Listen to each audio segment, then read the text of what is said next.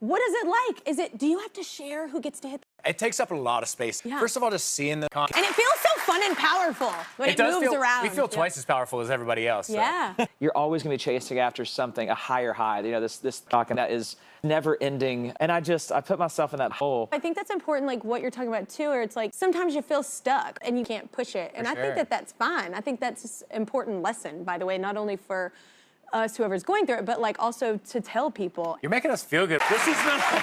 Being in a duo, we always say, is like the toughest configuration of sex. Yeah. You've seen historically a lot of duos go their separate ways. It's like a marriage. If you're not going out of your way, if you're not being open with each other, if you're not communicating in real time, things can go separate. And, you know, we finished this tour. We did our first head.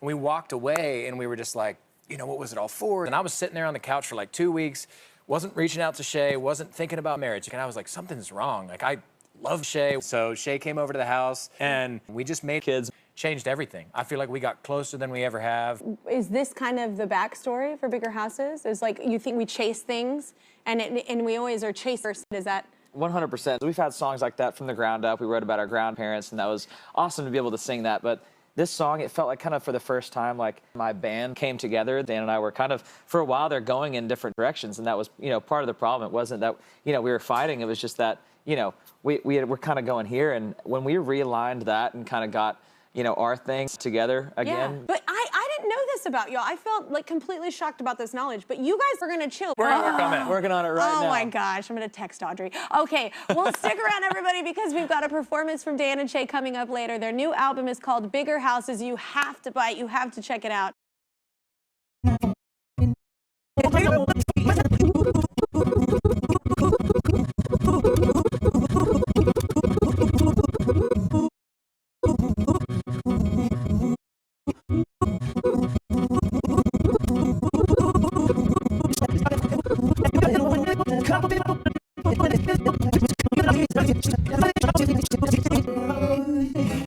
In fact, the entire last generation of new stars are all fucking. Megan Thee Stallion, Jack Harlow, and Doja Cat. Lil Nas X is literally on life support.